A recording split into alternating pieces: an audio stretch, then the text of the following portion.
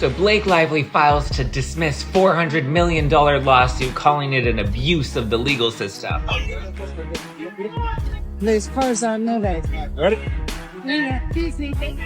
Thanks, Cap.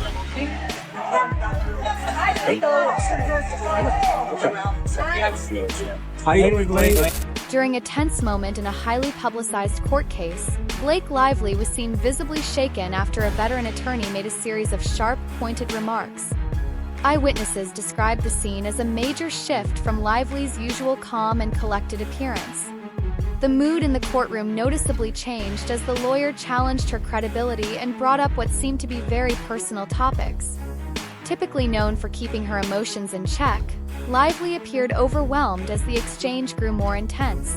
Just this week, Ryan Reynolds also filed to dismiss the lawsuit, but what does it mean? So this is specifically referring to JustinBaldoni's lawsuit against them. They want the judge to dismiss Baldoni's lawsuit against them, like saying, hey judge, we don't deserve to be sued. Can you please just get him away from us? Her publicist Leslie Sloan and the New York Times have also filed motions to dismiss, but why is this so important right now? Because the judge just settled the protective order dispute, which means the next phase is to move into discovery, which means digging up the text messages, digging up the emails, deposing people, Taylor Swift. And along with a motion to dismiss, we have Leslie Sloan and the New York Times, and presumably next will be Blake and Ryan, are filing a motion to stay discovery, meaning they don't want to move into discovery just yet until the judge decides on all of their motions to dismiss. There had already been whispers of conflict before the hearing, but few expected such a raw and public reaction. The incident has since sparked conversations among legal analysts and fans, many of whom are now debating whether Lively's reaction was a strategic move or a real moment of emotional strain. With every moment now under the microscope, this event has quickly become a talking point in discussions about how fame and courtroom expectations can clash. So Ryan Reynolds doesn't think it's fun anymore and he wants out. Hi, my name is Nigel Burns. I'm a trial lawyer in Southern California. That's right, Ryan Reynolds has asked a judge to dismiss him from the JustinBaldoni Blake Lively lawsuit, saying that there are no legal grounds for any claim against him, and basically the claim against him by Baldoni amounts to hurt feelings. Now, many people would say all of this lawsuit or lawsuits is about hurt feelings and not much more, but that's why Ryan is wanting to get out of the party now and saying no more fun and games for him with this. We'll see. Things started off routinely, with both sides calmly presenting their cases. Blake Lively seemed composed and focused as she addressed a matter that had drawn a lot of attention from the public and media. But as the session went on, the opposing lawyer's tone took a noticeable turn. His opening remarks, though polite, carried a strong undercurrent of criticism that set the stage for what followed. And it does raise in my mind the question of, would that be enough to overcome the fair reporting privilege? It might be. Yeah, and I think when we had talked with Zach Peter several weeks back, the question had come up, and I think Zach was, in tune to this. He says, why was the CRD complaint even filed? And then they go to New York, the Southern District of New York, and file a lawsuit up there. Your comment at the time was what? It seems like they filed in California because we have a very liberal statute that gives you the litigation privilege. So now Lively's covered under the litigation privilege. And then you go to New York because you can report it under the fair reporting. According to several accounts, the attorney's questioning became increasingly firm and unrelenting. He began pointing out discrepancies in Lively's statements, challenging the truthfulness of her words. His comments grew sharper, hinting not only at professional missteps but also bringing in personal matters that many felt had no place in the courtroom. They're not. Their egos are too big. They're not smart, Stu. If they were smart, they would have settled. They're not smart. And it's $400 million. And Ryan Reynolds has that money from the sale of Mid-Mo. It's funny because JustinBaldoni sued him for just over what they're worth. Really?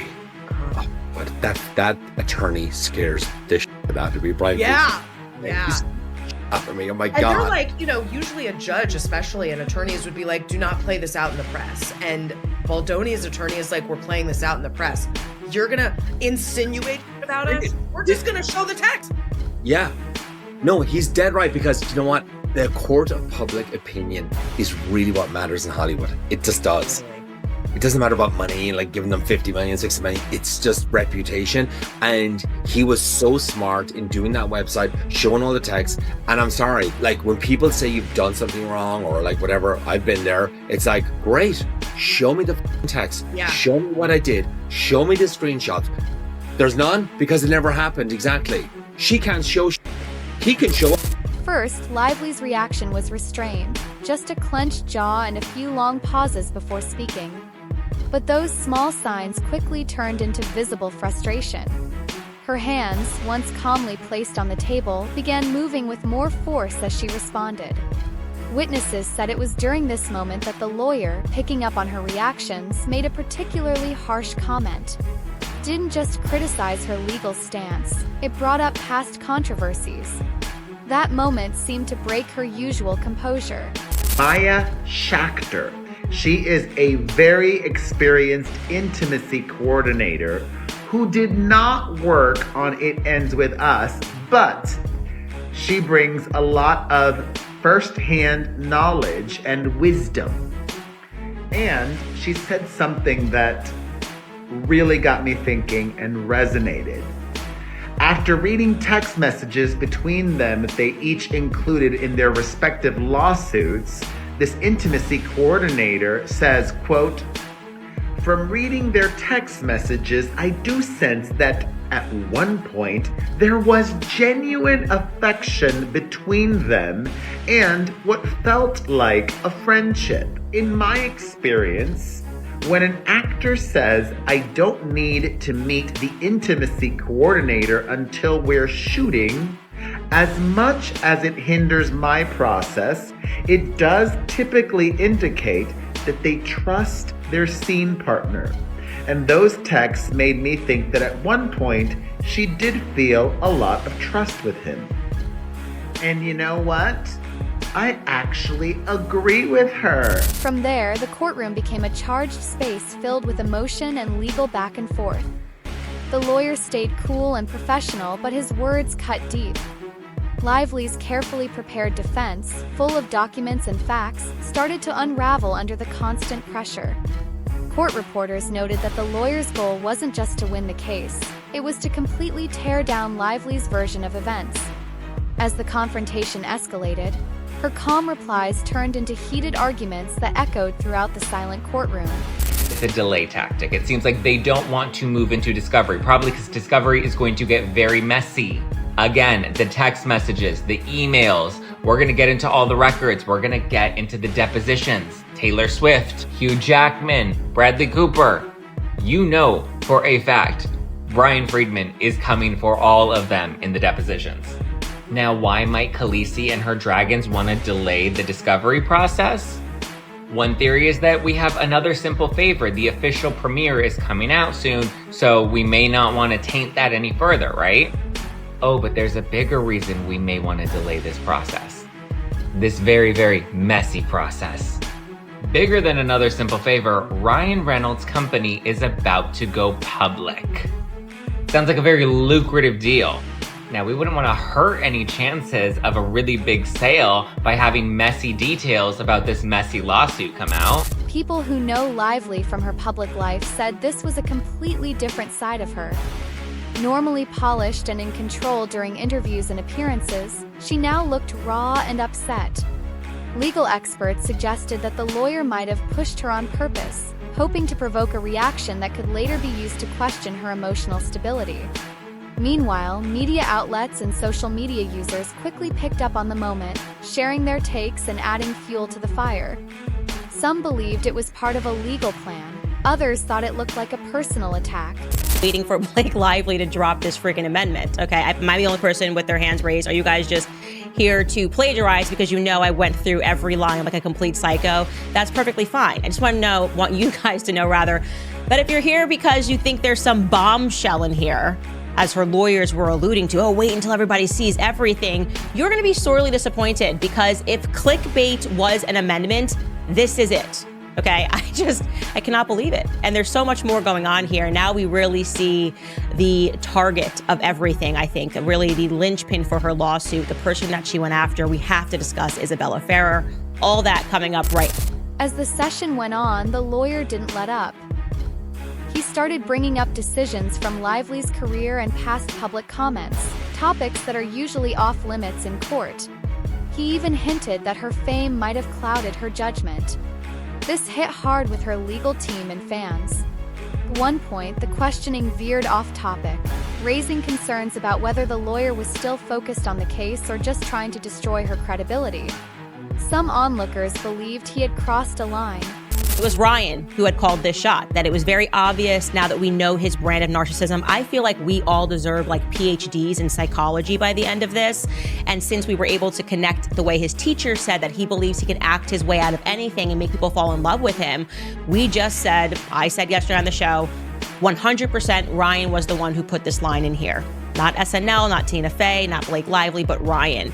And sure enough, some amazing mommy sleuth sent me a link yesterday, which you guys don't forget. She says, check out this broadcast on an Australian radio show called Fifi, Fev, and Nick for Breakfast. Literally a Melbourne, Australia station, where they had a guy who's been with SNL for like 25 years. His name is Cue Card Wally. He literally holds the cue cards for SNL. And he was just opening up with them in a friendly conversation about how exciting hosting that 50th anniversary was. And at the very end of the conversation, Cue Card Wally gets asked about that line. Ryan Reynolds jumping up and making a joke about the JustinBaldoni situation. And take a listen to what Cue Card Wally had to say. Now, Ryan Reynolds and Blake Lively have been in the news a lot, and Ryan Reynolds, we want to know, was that an improv or was it scripted, his little piece he did? That was actually, he had a different line in rehearsal, and he pitched that to replace it. So that was his idea to do it. It was Ryan's idea. In return, Lively pushed back hard. She argued that the questions had nothing to do with the case and were instead attacks on her character. She started referencing laws and evidence in an effort to take back control of the conversation. But even as she tried to stay focused, her tone showed growing frustration. Her usual steady body language began to falter. Observers noticed the intensity in her eyes and the way she moved her hands, clear signs that she was struggling to hold it together. Now we have these insanely wealthy humans that are just having a pillow fight. And we already have a backlog in the court system.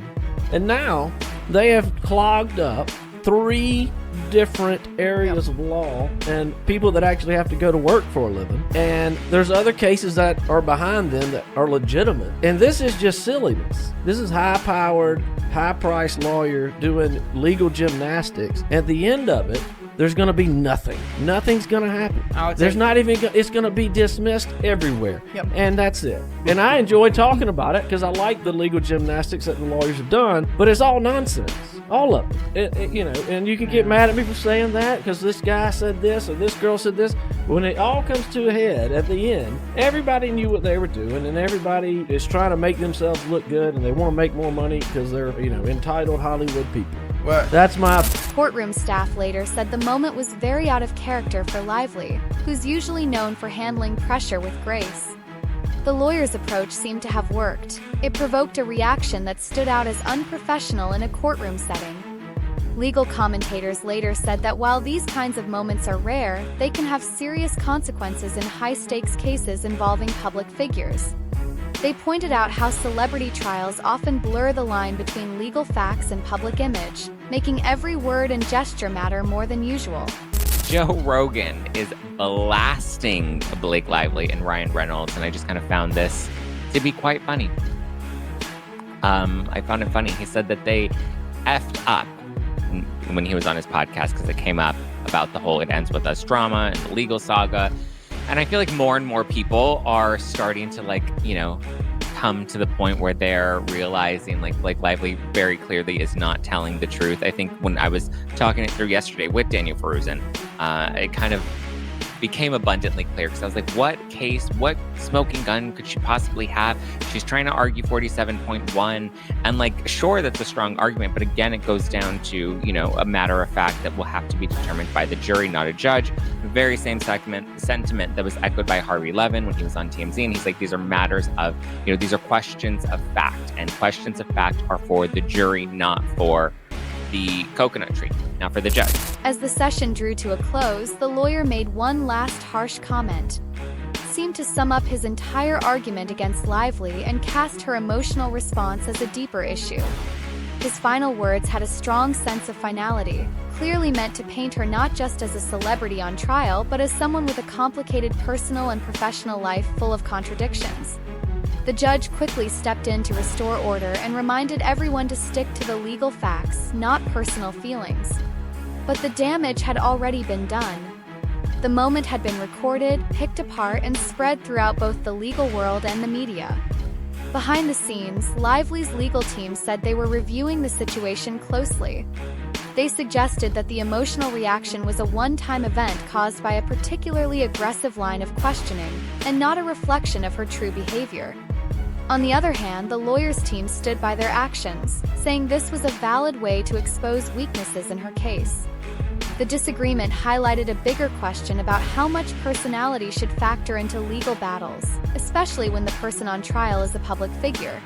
Reynolds at a Marvel panel, I guess he mentioned something about, because, you know, there's all the drama about they had their daughter Inez, who was 7 years old, and they had her say this line in the Deadpool skit where they had Nice Pool, when Deadpool was like in that alternate universe or whatever, a resurfaced interview with Ryan Reynolds. That little girl was Ryan and Blake's daughter Inez, who was 7 at the time, and she references